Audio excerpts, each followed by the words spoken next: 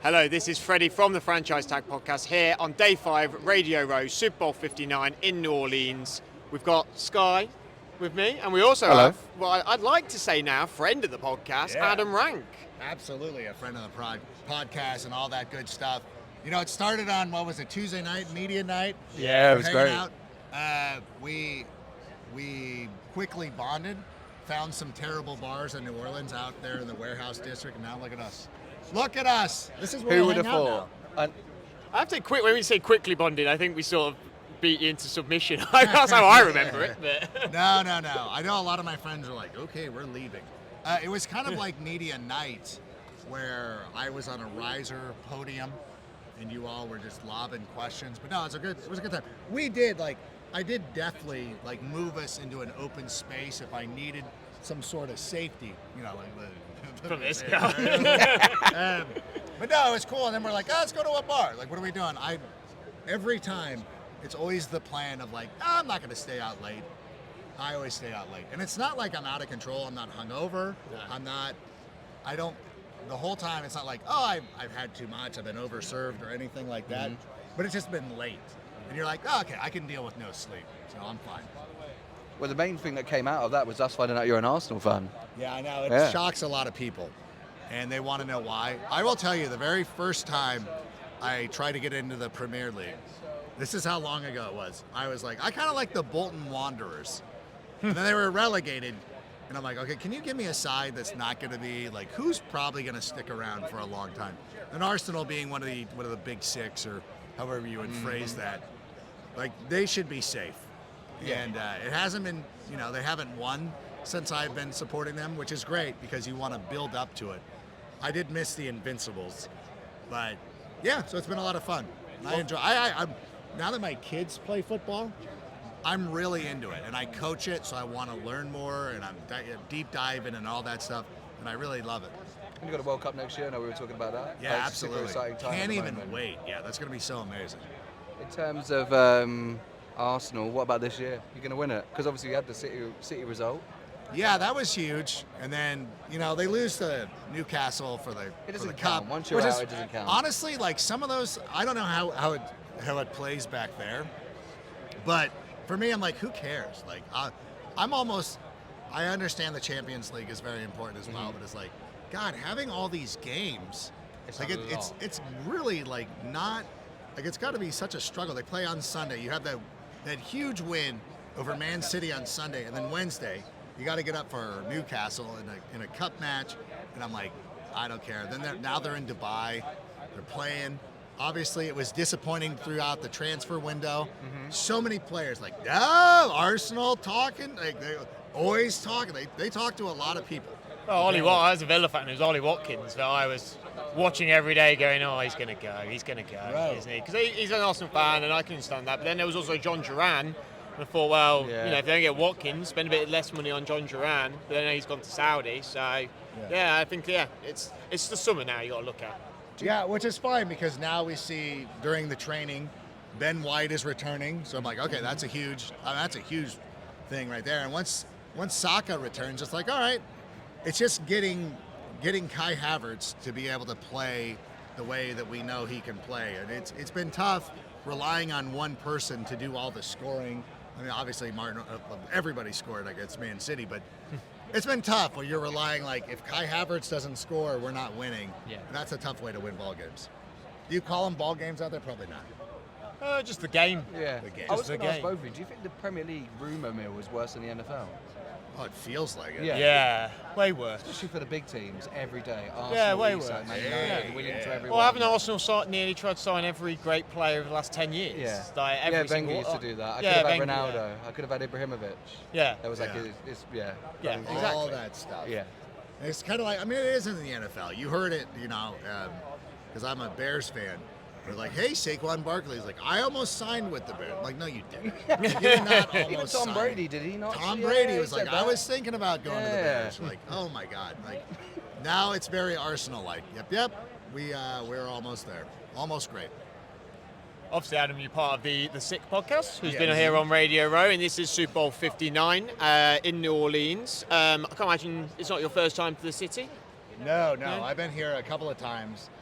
couple of Super Bowls. Oh no, one other Super Bowl and a WrestleMania. It's a great city. It's a great place to get around, and it's always a lot of fun. And we realized the other night, like stumbling through here, if you're not in the French Quarter, it's more difficult to find a place that's open than you thought.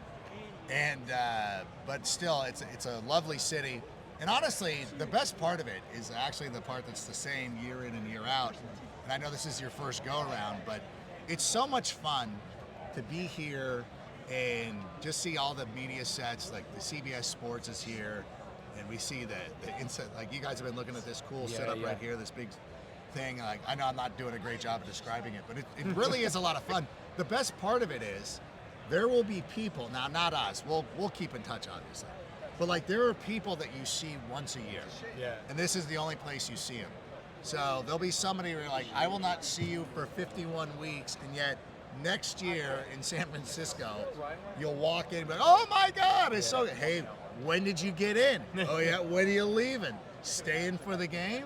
Where are you at? Hey, where are you thinking about going tonight? Those kind of conversations, but it really is a lot of fun. I know for other people in other industries, they have conventions they go to. Yeah. Like, I don't know, if you're a real estate agent or whatever it is, it's like, you've got a realtors convention. Well, like, this is our convention. And there are people that you just see. Like, there's actually somebody this lady who comes up, and every year she comes up and hugs me, like I literally see her once a year. But for this week, we are best friends. And that is, honestly, it's one of the coolest things about this. You know, when you listen to players talk about, hey, they don't necessarily miss the game. They miss the camaraderie and all that stuff. People, The one year, I didn't go to the Arizona Super Bowl, the most recent Arizona Super Bowl. I was so morose. But I missed this. Like, not being at the game is fine, but like watching NFL Network or ESPN or anything like that and seeing people at Radio Row, and you're like, oh my God, it is really the best events. Seeing like, and they also have these big posters of like the old Super Bowl program. That's really cool. And that's the stuff that I miss. I think that's really, it's amazing. I think there's been moments in, because it's quite intense in here, and especially for our first time, it's a lot, and there's a lot of things going on, and it can be head on a swivel sort of thing, and I think you have to take a moment to just sort of sit back and look at it and be like, wow, like this is pretty incredible. Like it's pretty incredible to be here. There's some incredible people who have all worked hard to be here as well. Again, it's about making new friends as well as seeing old friends, and that's now like a train that we're on that train now. We're part of that club, in a way, and that's like what's been a really, really fun experience here for us, I think, so far. Game wise, Philadelphia Eagles. Before we get that, go on after you. I want to say too, I'm excited for the game coming to Ireland. Like more international games. This morning it was announced coming to Ireland. That to me, I'm hoping is going to allow me to come. I got to come out. I know the Steelers don't host the Bears this year. I think Pittsburgh goes to Chicago. That's right. I was like, oh, please let it be the Bears. But obviously the Bears were in London this year. And so, I don't know. I think, anyways, I want to go out to that anyways. Like, I want to go out to the game in Ireland to be a part of that. So that would be really cool. I think it's great for Ireland, too. I'm glad they're getting an opportunity. I think that too often people think of the United Kingdom as London. Like, 100%. The United Kingdom is so just much more. You're like, oh my God, there's so much more. We put a game in Cardiff or whatever it is, like wherever. There's so much interest and so much, like such a huge fan base. So I'm glad that Dublin is going to be given an opportunity to play host to a game, and it's going to be a lot of fun. And somebody was asking me earlier this week, I should say, like where should we have a international Super Bowl? And I actually said Ireland. Really? Not Ireland, yeah. Okay.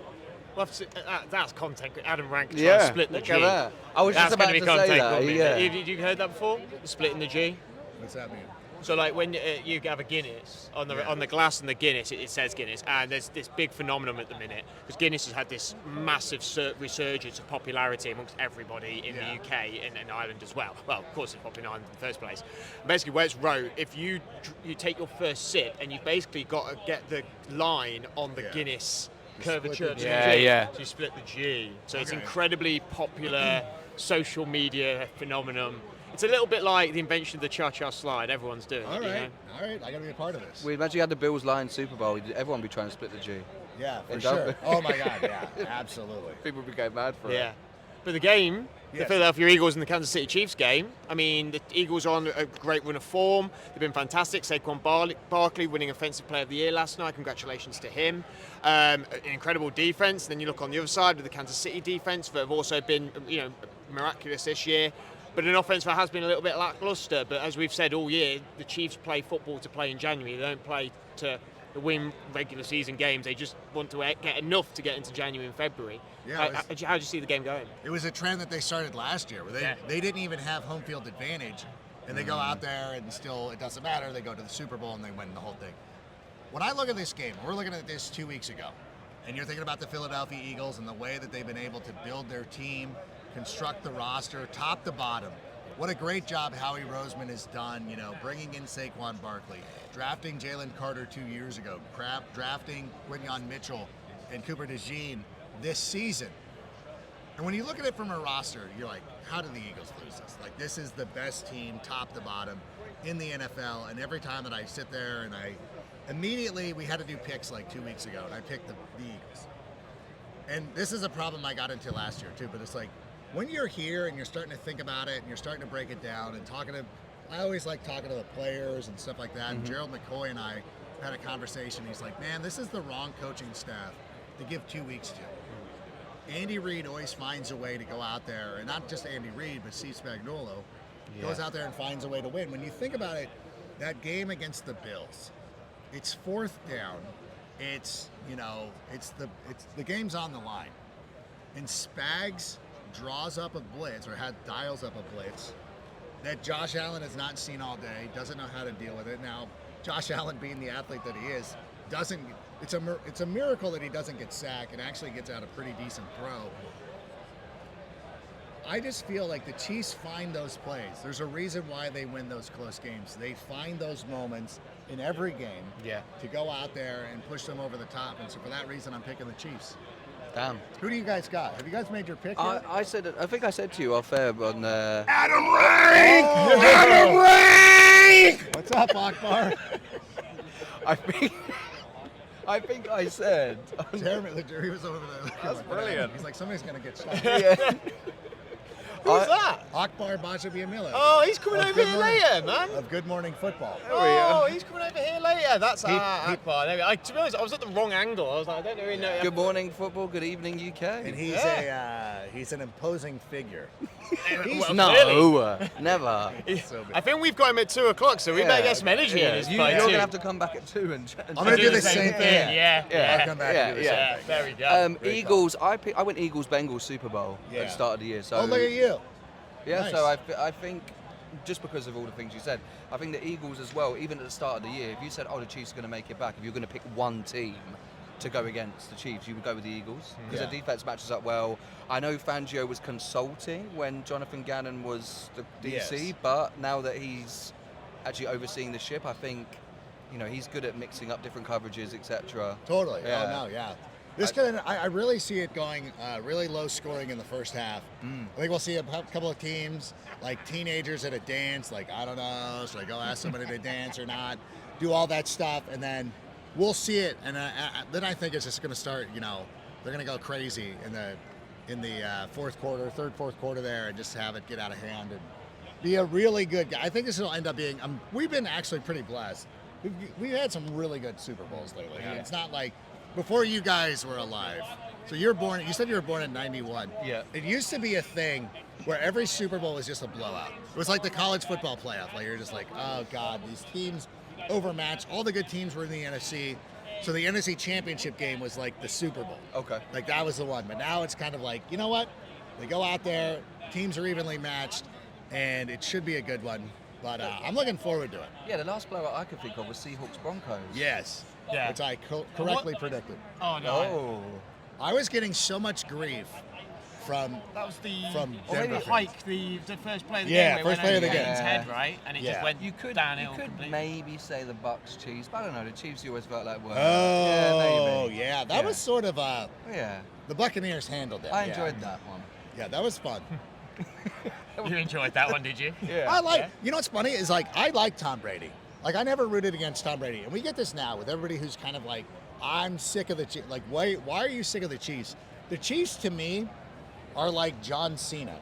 in that they Can't see refuse to turn heel.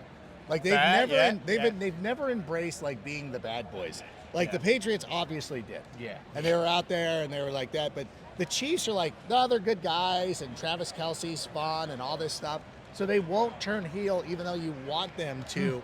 And they go, and it's annoying. It's annoying that they win, and people root against them because it's fun to root against them, but there's no reason to sit there and literally hate the Chiefs. It doesn't make sense. If the Patriots came out now, it would be Imperial March. If it was the Chiefs, it would be Yellow Brick Road. Yeah, totally. Yeah. Like that kind of thing. Where did you get that from? That was a good one. That was a good one. That was really good. I'm very impressed. That was very good. But yeah, so I kind of like, but I never hated Tom Brady.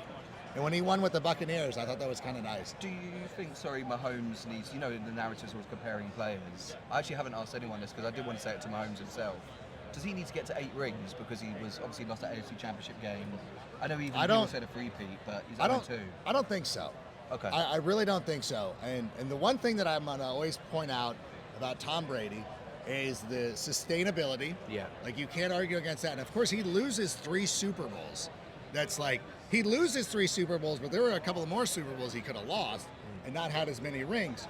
But the one thing is he won a ring without Bill Belichick. Yeah. I think it maybe, and it will never happen, but like Patrick Mahomes, I know that he wouldn't want to, but like, hey, go win a ring with Shane Waldron. Mm-hmm. Really impressive. I know Bruce Arians is a much better coach, so that's not quite an equitable split right there, but that's going to be something that we look at. For me, I think the biggest stakes are for Jalen Hurts. Like, Jalen Hurts is a good quarterback, but he's a good quarterback. Oh, he's good.